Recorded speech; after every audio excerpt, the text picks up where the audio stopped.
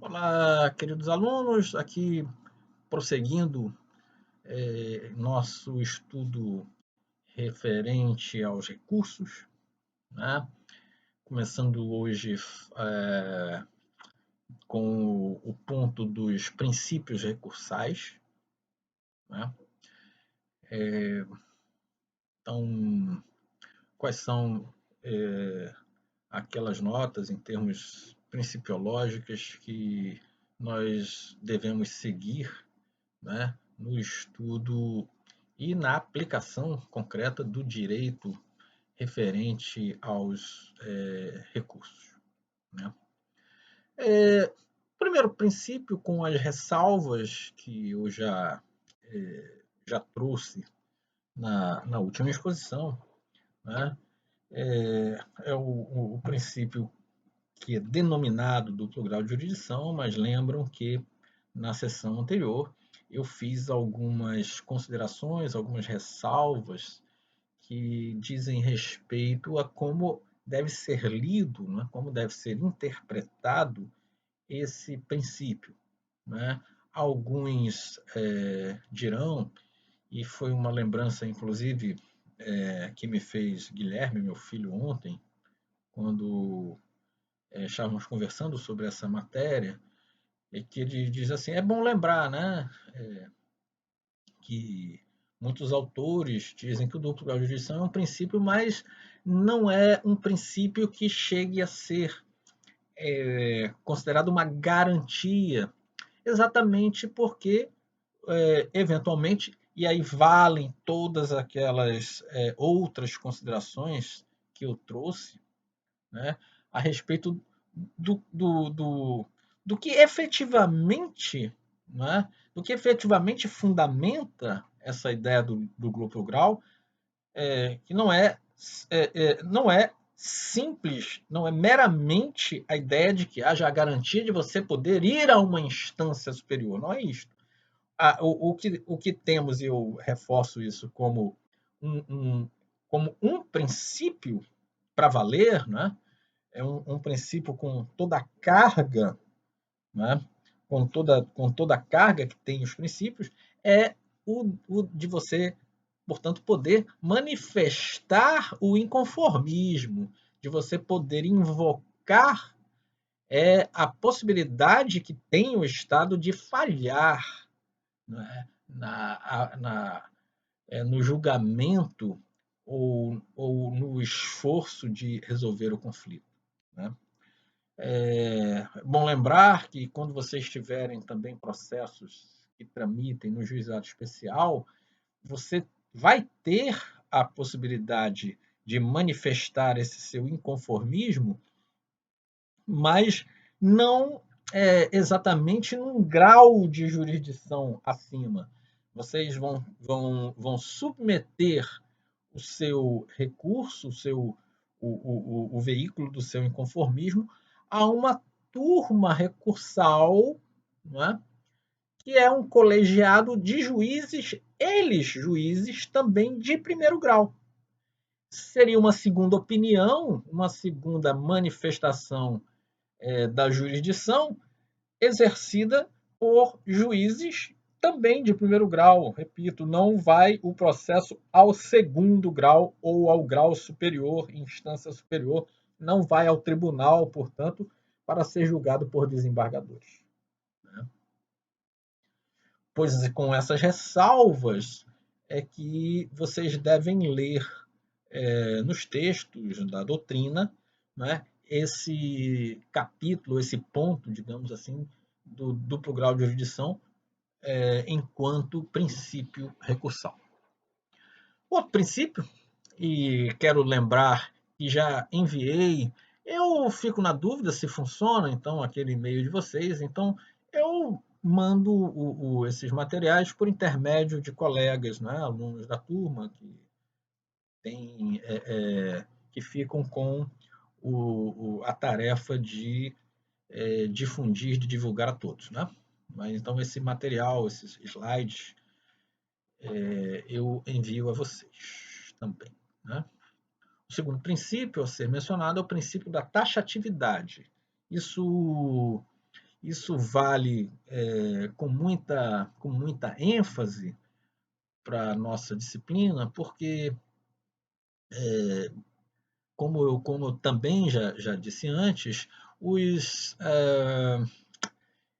princípios, desculpa, os recursos trabalhistas são recursos, eu diria, é, bem próprios, né? São princípios, eu disse até autóctone, né? São princípios, digamos assim, específicos do processo do trabalho. Nós temos nessa linha o recurso ordinário, o recurso de revista, o agravo de petição, os embargos que são apresentados interpostos dentro do TST, né? O agravo de instrumento na sua roupagem própria do processo do trabalho, né? O agravo regimental nas roupagens próprias do processo do trabalho, né? E os embargos de declaração, que eu diria que hoje tem até uma previsão específica na CLT de introdução recente, mas que seria um recurso do processo em geral que nós adotamos no processo de trabalho e que ganha sua relevância doutrinária, uma vez que um, um tipo de recurso muito utilizado no cotidiano. Né? E o que quer dizer essa taxatividade? Né? A taxatividade, né, significa que os recursos possíveis, cabíveis, são aqueles que constam, né, do rol legal. Né? A lei processual, no nosso caso, a lei processual trabalhista, lista, né, faz o elenco, né, dos recursos que são cabíveis. Então, se os recursos previstos são recurso ordinário, recurso de revista, agravo de petição, agravo de instrumento, embargo no TST, agravo regimental, também chamado agravo interno, também chamado agravinho, né? Mas geralmente é regimental ou agravo interno. Né? Se são esses o que a lei prevê como recursos possíveis, são esses recursos que são interponíveis, são os recursos possíveis. Né? Não há recurso, veja, não existe recurso que seja derivado de uma aplicação exemplificativa do direito. Né? Então, eu não posso inventar um recurso. Né? Eu tenho uma sentença, eu tenho de interpor recurso ordinário. Não, assim, recursos inominados, isso não há. Né? Recurso inominado, né? Recurso ad hoc. Né? No máximo, o que vai acontecer no direito se não houver recurso próprio, é uma lesão que o litigante sofre por uma decisão judicial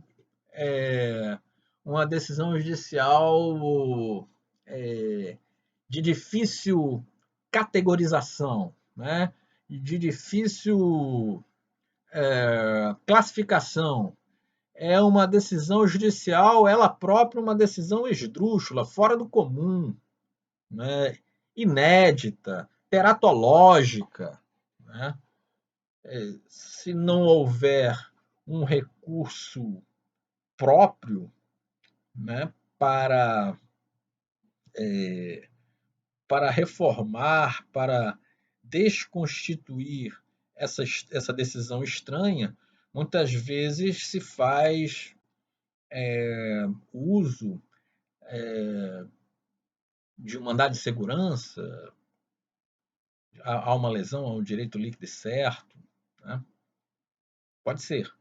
Mas mesmo o mandado de segurança ou a reclamação correcional, que é um instituto que não é propriamente um recurso, né? Mas, digamos, essa reclamação correcional, uma reclamação para o corregedor, né? Não é uma categoria estritamente processual, né? Mas ainda assim, né? Se você, se você lança a mão de um modo de impugnação que não é recurso previsto em lei, no mínimo você lança a mão de algo que está abstratamente previsto no direito, mandado de segurança ou reclamação correcional. O que não há realmente é possibilidade de inventar um tipo recursal. É por isso que nós dizemos que é princípio recursal a taxatividade, né? Ou seja, existe uma lista de recursos possíveis, evidentemente, cada um deles, né? Cada uma dessas previsões legais para recurso, né? Vinculam esse recurso a um tipo de decisão, né? A um tipo de decisão que se pretende impugnar, de tal maneira que a sentença proferida pelo juiz da vara, que, que define o mérito, né? Ou que não define o mérito, pode ser 485 do CPC, 487 do CPC, mas contra essa sentença, o recurso cabível, né, listado na lei, é o recurso ordinário. Quando se trata de impugnar decisões adotadas no âmbito das turmas ou do pleno do Tribunal Regional a respeito de matéria trabalhista, né, que, por exemplo, né, dê à lei federal uma interpretação divergente daquela que foi dada por um outro tribunal regional, né?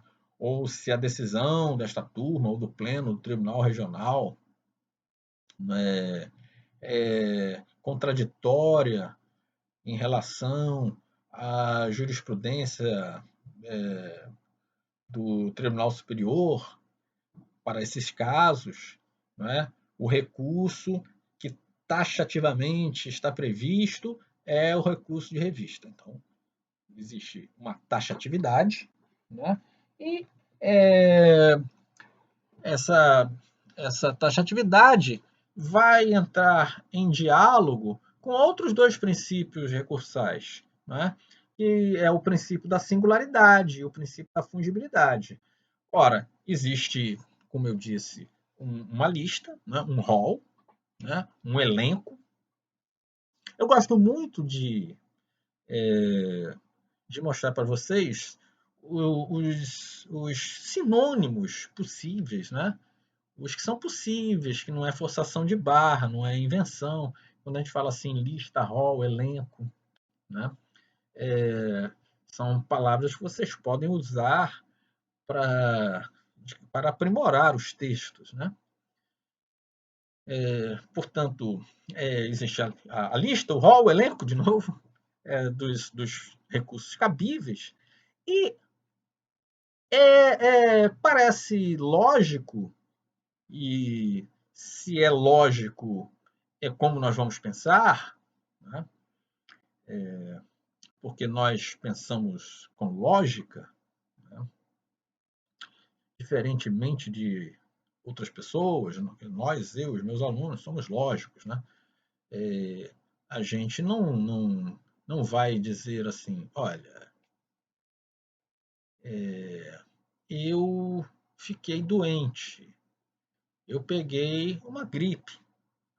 Durante os 7 dias em que eu estava cometido pela gripe, eu tomei um todinho de manhã, um todinho de tarde, um todinho de noite.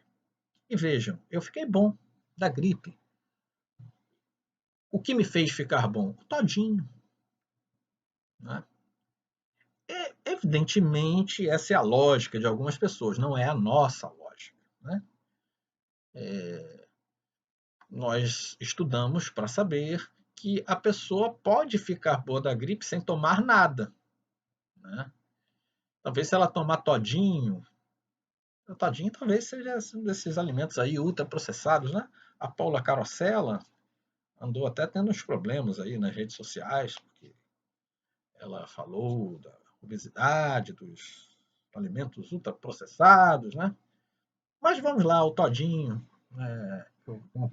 pelo qual eu tenho muito carinho, apesar de dizerem que é mais açúcar do que outra coisa, tenho muito carinho por ele. Parei de consumir há um certo tempo, mas gosto, né? A gente sabe que todinho não tem nenhum efeito para gripe, né? Então, isso não tem lógica, né?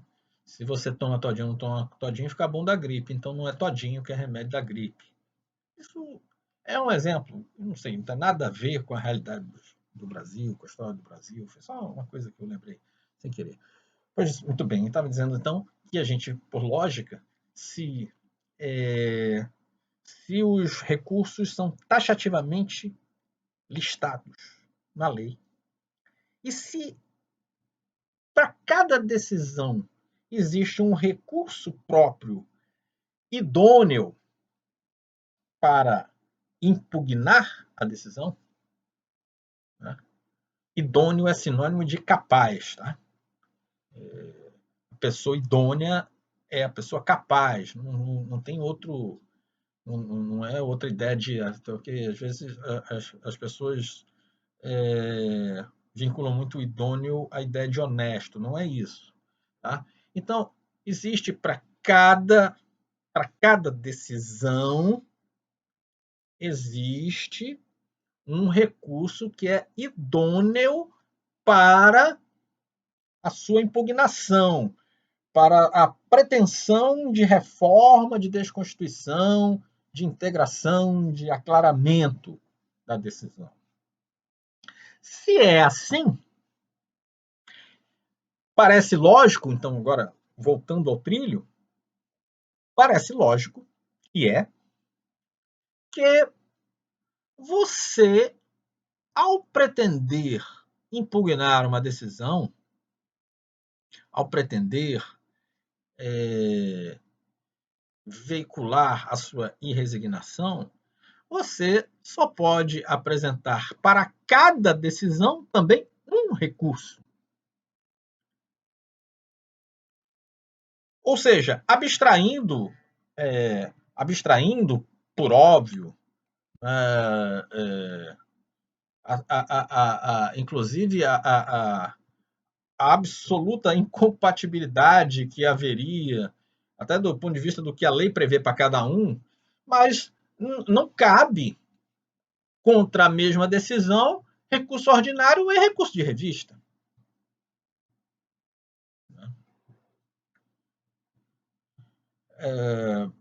Isso é importante, né? Não cabe para mesmo pronto para a mesma decisão, né? Para a mesma decisão. Isso é bom porque isso é do processo do trabalho, né? Tradição do tribunal no processo do trabalho, né? Não dá para interpor recurso de revista e recurso ordinário simultaneamente. Aquela decisão só cabe o recurso de revista. Se o seu recurso é trancado, vou falar disso melhor depois, o recurso que cabe é agravo de instrumento, e você só pode interpor um agravo de instrumento. A decisão do juiz, a sentença que julgou improcedente os seus embargos de execução, contra ela cabe agravo de petição, mas você só interpõe um agravo de petição, não interpõe dois agravos de petição. Lembram que, uma vez interposto o agravo de petição, uma vez protocolada a petição que veicula o agravo de petição, não dá para, no outro dia, protocolar outra petição de agravo de petição. Por quê? Preclusão consumativa. Também tem isso. Né? Por que E por que, inclusive, nós dizemos preclusão consumativa nesse caso? Pronto. Exatamente porque existe aí o princípio, e agora eu vou dizer o nome do princípio, o princípio da singularidade. Para cada decisão, só um recurso. Para cada sentença, só um recurso. Não dá para recorrer duas vezes da mesma decisão. Esse princípio da singularidade é chamado também unirrecorribilidade. Anotem aí, unirrecorribilidade, porque por acaso essa palavra unirrecorribilidade eu não coloquei na apresentação, nos slides. Né? Mas é o princípio da singularidade. Agora vejam, como se nós fechássemos aí um trio, né? Um trio de princípios: taxatividade, singularidade e fungibilidade. Taxatividade, os recursos são só aqueles que constam da lista, digamos assim, da lista da lei. Ficou fácil agora. Ficou didático, né? Taxatividade. Os recursos só são aqueles que constam da lista da lei. Né? Claro que a lista da lei não é assim facílima, né? Facilzinha, né? Claro, né? Não tem assim, são recursos, 2 pontos. Também não é assim que vai aparecer. Esses recursos podem surgir, um no artigo 25, outro no 38, outro no 500, outro no 1200. Também não quer dizer que seja a lista aqui, nós estamos falando de uma lista abstrata dos recursos que estão na lei. Taxatividade. Singularidade barra unirrecorribilidade. Para cada decisão, só se interpõe um recurso. Não há a faculdade de serem interpostos 2 recursos contra a mesma decisão. Se você decide que é aquele, e tem de decidir que é aquele, porque há um casamento, obviamente, no recurso que se deve interpor para o tipo de decisão que se pretende impugnar. Acontece que, e aí vai o terceiro princípio da listinha,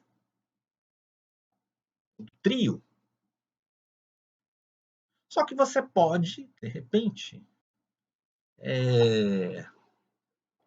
errar, e eu diria assim, você vai errar o nome do recurso, não vai errar o conteúdo. Né? Porque se errar o conteúdo, não vejo salvação. Mas eu pode errar o nome do recurso. Já várias vezes aconteceu com a parte, né? A parte ela está com muitos processos no escritório e, claro, né?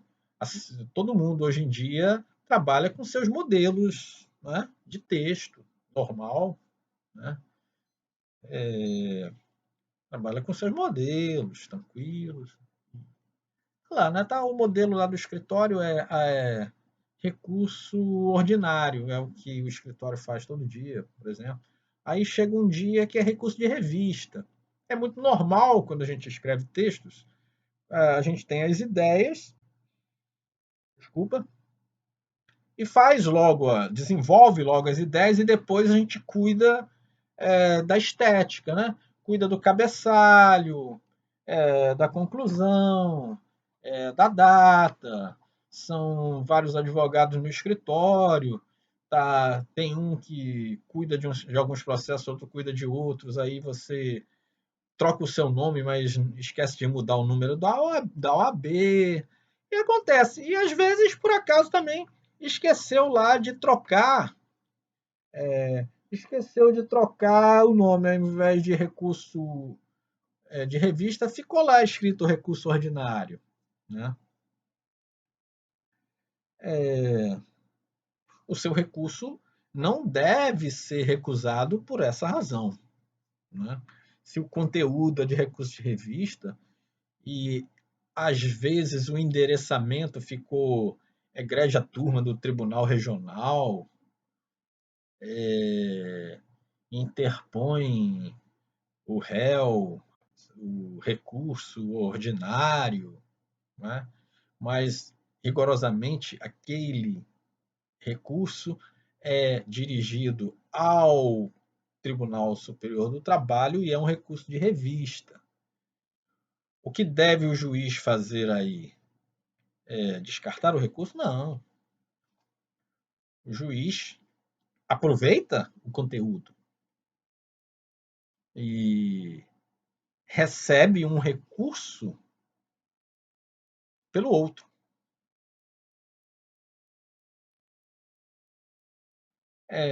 Receber um recurso pelo outro é,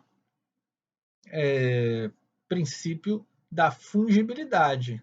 Naturalmente, isso vale num contexto em que está cumprido o requisito da singularidade. Né? E o conteúdo, naturalmente, é um conteúdo compatível com o recurso que se recebe né, em que pese o nome não ser o nome adequado, né? Mas nós vemos que é um recurso de revista, recebemos como recurso de revista. Isso tem a ver, claro, também com a ideia de instrumentalidade, né?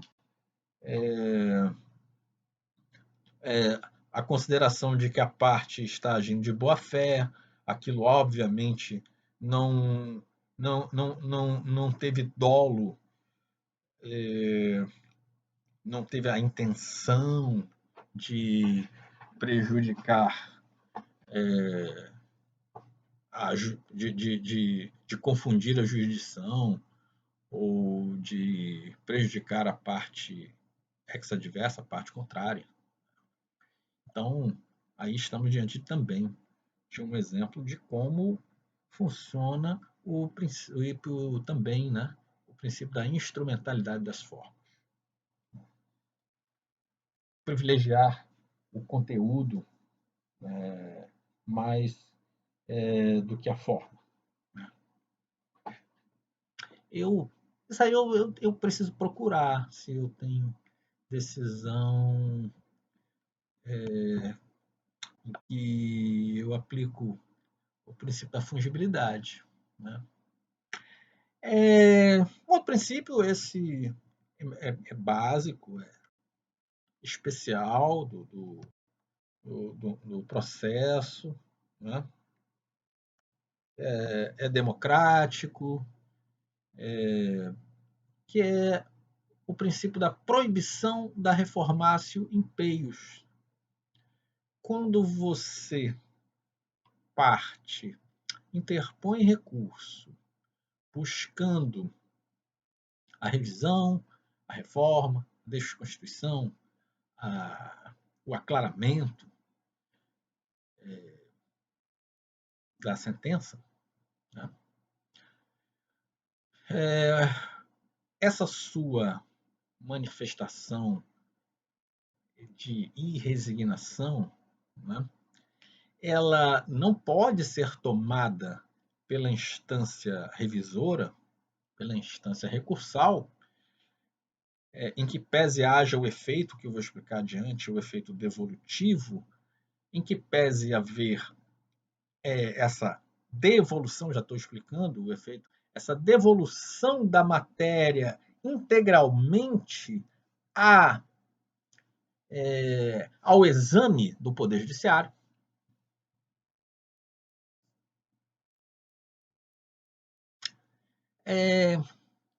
Esse reexame pela instância recursal não pode prejudicar o que você já obteve como provimento. Em outras palavras, o que você ganhou, você não pode perder.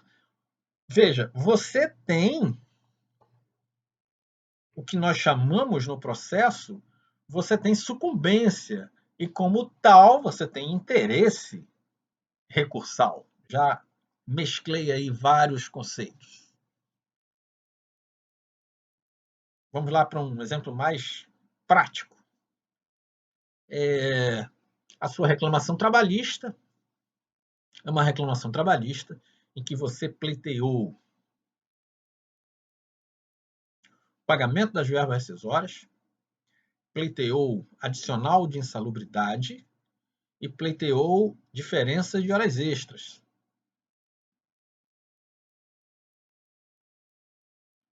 Você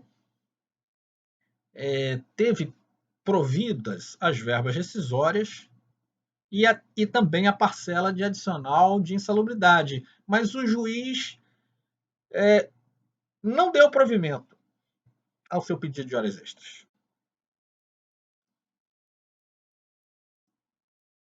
Você, irresignado, recorre para que a instância revisora recursal lhe conceda também as horas extras.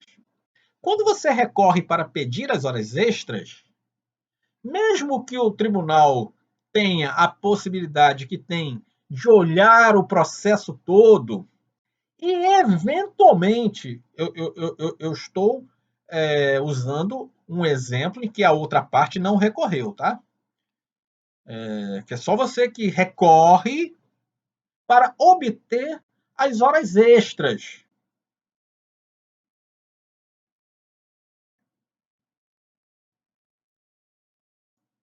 O tribunal, a turma do tribunal, estamos falando de recurso ordinário, ela até olha assim, nossa, esse cara não tinha direito a adicional de salubridade, não.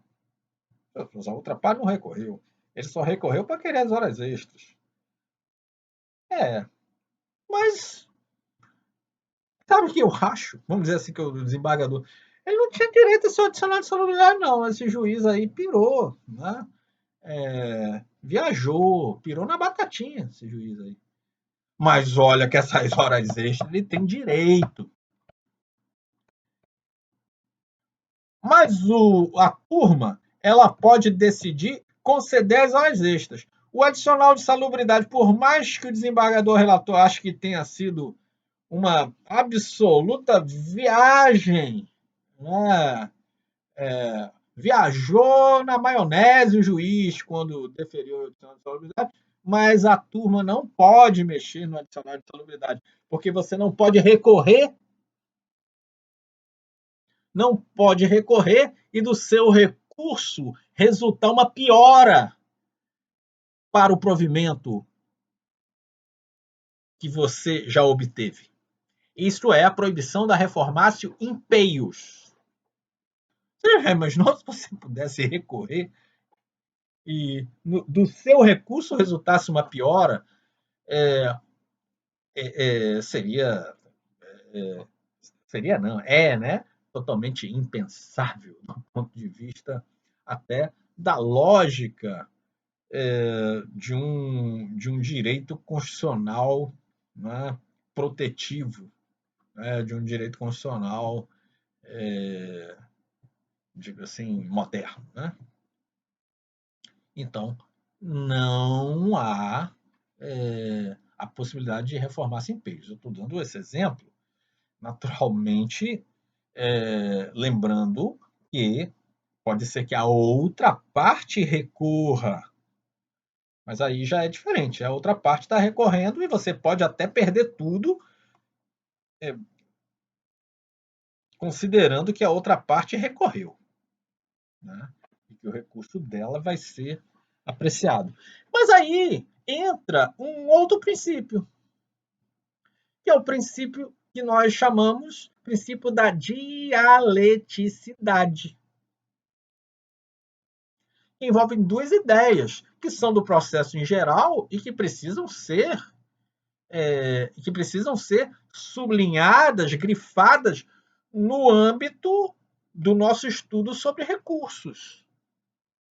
A dialeticidade é um princípio que obriga os partícipes, né, da relação processual, né, obriga o juiz, porque o juiz gerencia isso, e obriga as partes. Primeiro, os recursos têm de ser, como tudo na vida do direito, os recursos têm de ser fundamentados. É óbvio, mas tem uma advertência que eu devo fazer a vocês desde logo e que espero, se forem meus alunos também na disciplina do estágio supervisionado de Direito do Trabalho, né? Uma advertência importante. O recurso tem de ser fundamentado. E o que é fundamentar o recurso? Porque eu diria que com muita inconsistência, com erro de compreensão do que seja o recurso, eu vejo partes interpondo recursos e fazendo Ctrl+C, Ctrl+V, por exemplo, da contestação ou mesmo da petição inicial. Explico isso para os alunos lá na disciplina, que é de 4º ano, acho que agora, não sei, acredito que vá lecioná-la agora no 2º semestre, pelo menos para algumas turmas. Recurso ordinário não é Ctrl+C, Ctrl+V, se você está interpondo recurso ordinário pela reclamada, que é sucumbente, perdeu, foi condenada a pagar verbas rescisórias, adicional de insalubridade e horas extras. O recurso ordinário não é para ser Ctrl+C, Ctrl+V da contestação. Por quê, professor? Lógica, de novo. O que você está, digamos, combatendo na contestação? Na contestação, você está combatendo a petição inicial. Você está refutando os argumentos da petição inicial. Está refutando os fundamentos da petição inicial. Ok? Quando você está construindo uma petição inicial, você está fazendo um discurso que é constitutivo do direito que você está defendendo como conteúdo da sua pretensão. Direito em que consiste a sua pretensão. O que é o que você combate no recurso é a sentença. Portanto, não adianta fazer Ctrl+C, Ctrl+V da contestação, repetir os argumentos da contestação, porque se você perdeu na sentença, vamos usar essa expressão perdeu, por força, por imperativo didático, se você perdeu na sentença,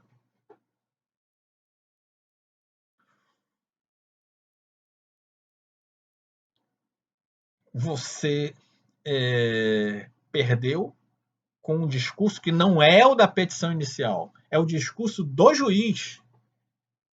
Vai lá, você vai ver, claro, que o juiz recheou a sentença de argumentos que até dão guarida ao que foi exposto na petição inicial. Mas os argumentos do juiz são os argumentos do juiz, não são os argumentos do autor. São os argumentos do juiz. Então, o recurso gostem os juízes ou não disso, não interessa se o juiz gosta ou não gosta, não é para gostar. Né? Isso aqui é ciência. Aplicação da ciência no caso concreto, aplicação do direito no caso concreto. Você vai para o recurso, tem de dizer que a sentença foi ruim. Ruim para você. Né? A sentença pode ter sido um primor técnico, intelectual, né? Juiz espetacular, que prolatou aquela sentença espetacular, que citou a doutrina alemã, a doutrina norte-americana e mais alguma coisa. pode ter sido, vamos lá, juiz, a sentença foi linda para você, para Vossa Excelência, né? Para mim foi horrível. E eu tenho de dizer no meu recurso, com toda a minha categoria de advogado, com todas as sutilezas do discurso, com toda a cordialidade do universo, mas eu vou ter de demonstrar no meu recurso todas as inconsistências que eu puder encontrar na sentença, porque é o direito do meu cliente. Então, o recurso é um discurso, está rimando? É um discurso contra a sentença. Se você é o réu condenado, é um discurso contra a sentença, não é mais um discurso contra a petição inicial.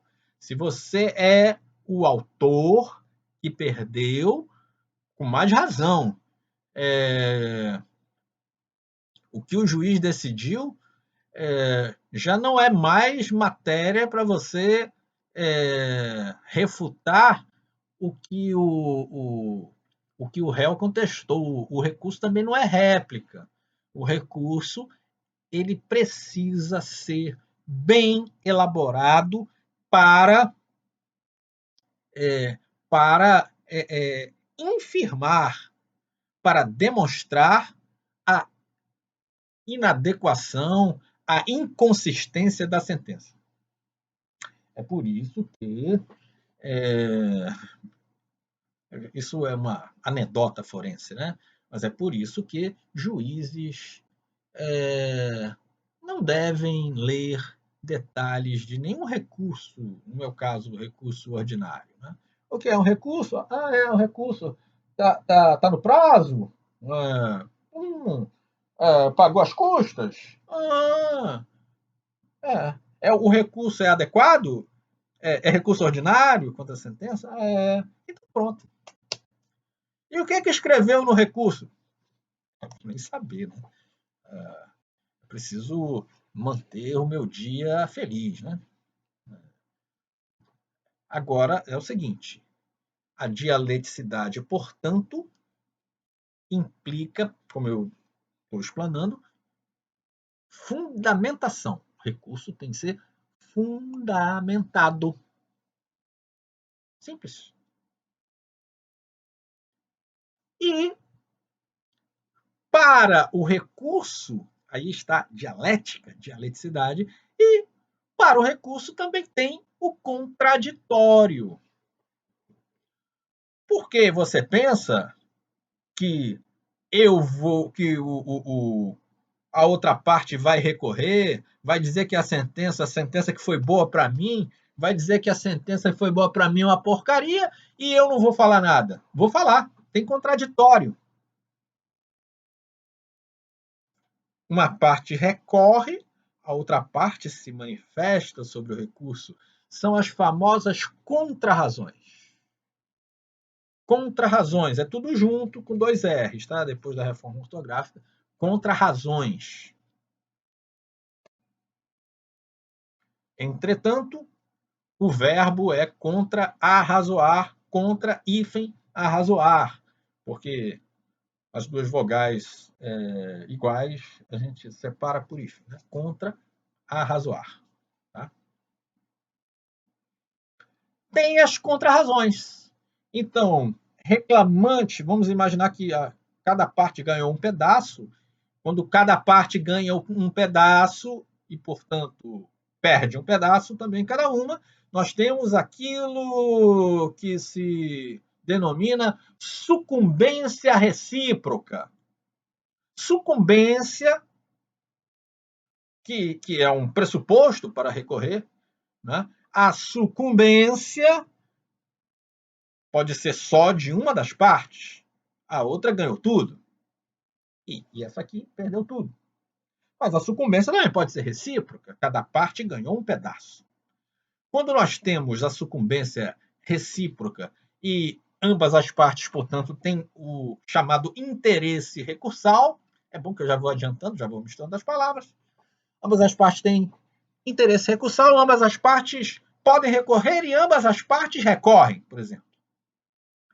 Tem o recurso de uma ou o recurso da outra. Nós fazemos o seguinte: dialeticidade, né? Bonito o exemplo, dialética. Eu determino que uma parte se manifeste sobre o recurso da outra. Temos contrarrazões daqui, contrarrazões daqui. Ok? São contrarrazões. É contraditório no recurso. E diante desta peculiaridade, né, aí vem o quê? As contrarrazões, que são a peça do processo, que é uma massagem no ego do juiz.